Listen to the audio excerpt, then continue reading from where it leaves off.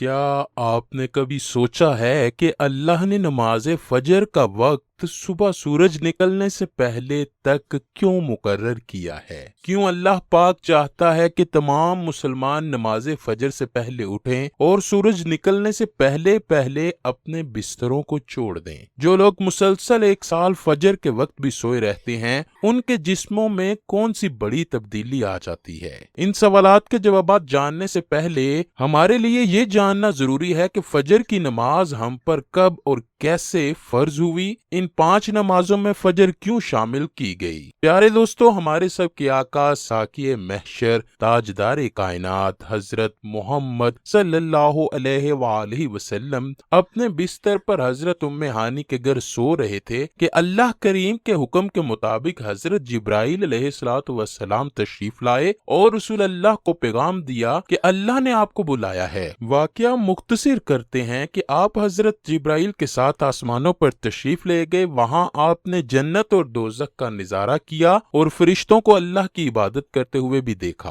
پھر رسول اللہ 7ویں آسمانوں سے آگے گئے، جہاں رسول اللہ کی ملاقات اللہ سے ہوئی۔ معراج شریف کے وقت جب اللہ نے رسول اللہ کو 50 نمازوں سے نوازا تو حضرت محمد یہ تحفہ لے کر واپس آ رہے تھے کہ حضرت موسیٰ علیہ السلام نے رسول اللہ سے بات کی، اے اللہ کے نبی، اللہ سے درخواست کر کے نمازیں کم کروا لیجئے، 50 نمازیں ادا کرنا امت کے لیے مشکل ہو جائے گا۔ حضرت موسیٰ کے کہنے پر رسول اللہ کافی بار اللہ سے درخواست کرتے رہے اور آخرکار امت محمدی کے لیے صرف 5 نمازوں کا حکم ہوا۔ اس طرح رسول اللہ صلی اللہ علیہ وآلہ وسلم اللہ سے ملاقات کر کے نمازیں کم کروا کے واپس آ رہے تھے تو پھر حضرت موسیٰ نے فرمایا، اے محمد، ان 5 نمازوں میں بھی نرمی کروا لیں۔ تو نبی کریم نے حضرت موسیٰ کو فرمایا، اے موسیٰ، میں نے کئی بار اللہ سے استدعا کر چکا ہوں، اب مجھے اللہ کے سامنے یہ بات کرتے ہوئے شرم محسوس ہوتی ہے، اب 5 نمازیں ہی ٹھیک ہیں، اب میں یہ استدعا لے کر اللہ کے پاس نہیں جاؤں گا۔ اس طرح امت محمدی پر 5 نمازیں فرض ہوئیں۔ ان 5 نمازوں میں سے سب سے زیادہ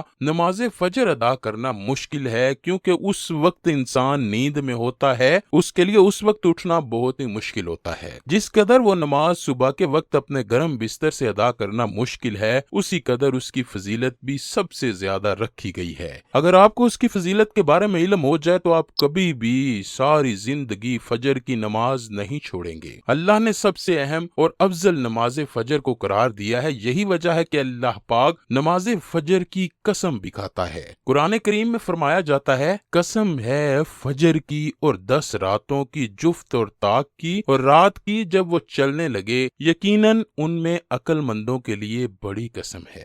حضرت عائشہ نبی کریم کا فرمان یوں بیان کرتی ہیں کہ اللہ کے نبی نے فرمایا، فجر کی 2 رکعتیں ادا کرنا دنیا مافیہ کی سب چیزوں سے افضل ہے۔ اس بات کو ذہن نشین کر لینا چاہیے کہ فجر کی نماز باجماعت ادا کرنے سے سچے مسلمان کے ایمان کی سچائی اور پختگی ایمان کا اندازہ لگایا جا سکتا ہے۔ حضرت عبداللہ بن عمر فرماتے ہیں کہ اگر ہم کسی مسلمان کو فجر کی نماز اور عشاء کی نماز میں نہیں پاتے تھے تو ہمارے خیال سے وہ پکا اور سچا مسلمان نہیں ہوتا تھا۔ رسول اکرم نے فرمایا، جو مسلمان فجر اور عصر پابندی کے ساتھ ادا کرتا ہے تو وہ ضرور جنت میں داخل ہوگا، اس پر جہنم کی آگ حرام ہو جائے گی۔ جو انسان فجر کی نماز ادا کرتا ہے تو اس کے لیے جنت واجب ہو جاتی ہے، اور فجر کی نماز مسلمان کے لیے جہنم سے حجاب ہے۔ نبی کریم علیہ الصلوۃ والسلام نے فرمایا کہ جو انسان فجر اور عصر کی نماز پابندی کے ساتھ ادا کرتا ہے اس پر دوزخ کی آگ حرام کر دی جاتی ہے۔ فجر کی نماز مسلمان کو ہر صورت میں جنت میں داخل کر دے گی۔ ناظرین گرامی، اسی طرح فجر کی نماز نہ ادا کرنے پر سخت سزا بھی ہے۔ حضرت عبداللہ سے مروی ہے کہ ایک دن رسول اکرم کے سامنے ایسے انسان کا ذکر کیا گیا جو سورج نکلنے تک سوتا رہتا تھا، وہ فجر کی نماز نہیں ادا کرتا تھا، تو نبی کریم نے اس انسان کے بارے میں فرمایا کہ شیطان اس انسان کے کانوں میں پیشاب کرتا ہے، جس کی وجہ سے اس کو فجر کی اذان سنائی نہیں دیتی۔ फजर की नमाज अदा करने के लिए हम किस तरह उठ सकते हैं, इसके लिए हम आपको मंदरजा झैल तरीके भी बताते हैं। नंबर 1, हमको चाहिए कि रात को जल्दी सो जाया करें। रात को जल्द सोने से फजर तक हमारी नींद पूरी हो जाती है और हम सुबह जल्दी उठने में कामयाब हो जाएंगे। रात को सोते वक्त ये इरादा करें कि मैंने सुबह बाजमात फजर की नमाज अदा करनी है। अपनी आदत ऐसी बनाइए कि जिस वजह से आप फजर की नमाज के वक्त उठने के आदी हो जाएं। आपको रात के वक्त अलार्म लगा लेना चाहिए कि जब फजर का वक्त हो तो अलार्म बजे और आपकी आंख खुल जाए और आप फजर की नमाज बाजमात अदा कर सकें। अगर किसी वजह से आप फजर के वक्त ना उठ सकें, उठने में ताखीर हो जाए, तो जब आंख खुले तो उठकर सबसे पहले नमाज फजर अदा करें। अल्लाह के हुक्म से नमाज लेट अदा करने का कोई गुनाह नहीं, लेकिन इसको आदत बना लेना सख्त गुनाह है। हमारे माशरे में बहुत ज्यादा ऐसे लोग हैं जिनको सारी सारी रात नींद नहीं आती। वो सारा दिन तो अपने काम काज में मशगूल रहते हैं और जब सोने के लिए अपने बिस्तर पे जाते हैं तो उनकी आंख नहीं लगती। वो सारी सारी रात किसी सोच विचार में गुजारते हैं। इस तरह वो इंसान कई किस्म की बीमारियों में मुब्तला हो जाएगा। उस बीमारी की असल वजह यह है कि हमने अल्लाह के अहकामात को छोड़ दिया। हम दुनिया के कामों में पड़ गए। हमने दुनिया में ऐशो इशरत की जिंदगी को अपना लिया कि जिस वजह से हमें अल्लाह की याद में वक्त गुजारने की फुर्सत नहीं मिलती। दुनियादार इंसान को सारी सारी रात नींद नहीं आती और जब फजर का वक्त होता है तो उसकी आंख लग जाती है, जिस वजह से उसकी फजर की नमाज छूट जाती है। लेकिन उस वक्त की नींद जिस्म को सुकून नहीं देती, बल्कि इंसान के जिस्म में बीमारियां पैदा करने में देर नहीं करती। दुनिया की रंगीनियों में पड़ने वाले लोगों को नींद नहीं आती। वो सोने के लिए मुख्तलिफ किस्म की अद्वियात भी इस्तेमाल करते हैं और वो बेशुमार दवाइयां खाने के बावजूद भी सुकून हासिल नहीं कर पाते। इस दुनिया में बहुत कम ऐसे इंसान होंगे जो अल्लाह ताला से ये फरियाद करते होंगे कि ऐ अल्लाह, हमको नींद क्यों नहीं आती, हमसे कौन सी गलती हो गई।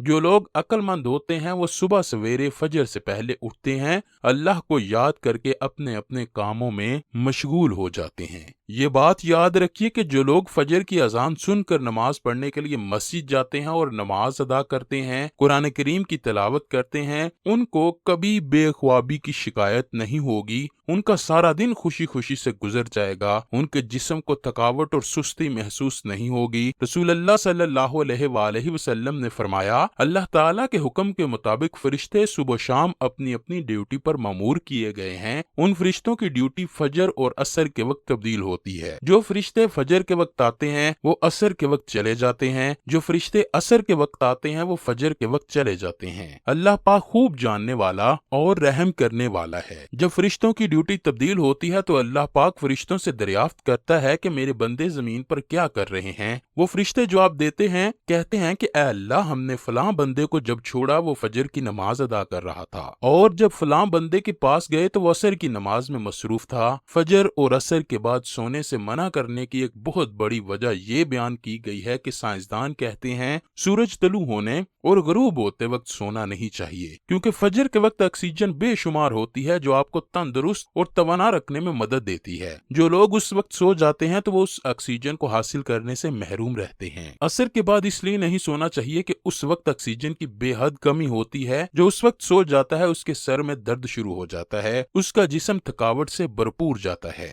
इस्लाम में भी उस वक्त सोने से मना किया गया है। इसके अलावा भी उस वक्त सोने के बेशुमार नुकसानात हैं जिनको हम यहाँ बयान नहीं कर रहे। रसूल अकरम सल्लल्लाहु अलैहि वसल्लम ने फरमाया, अगर मुसलमानों को फजर और इशा की नमाजों को अदा करने की फजीलत के बारे में इल्म हो जाए तो वह हर सूरत में इन नमाजों को अदा करने के लिए मस्जिद में हाजिर हो जाएं। इससे जाहिर होता है कि इन नमाजों की बेशुमार फजीलत और अहमियत है। हम लोग नमाजों में कितनी सुस्ती और लापरवाही करते हैं। अल्लाह से दुआ है कि वो हमें नेक अमाल करने, बुराइयों से दूर रहने, 5 वक्त नमाज बाजमात अदा करने की तौफीक अता फरमाए। कमेंट सेक्शन में आमीन जरूर लिखिएगा।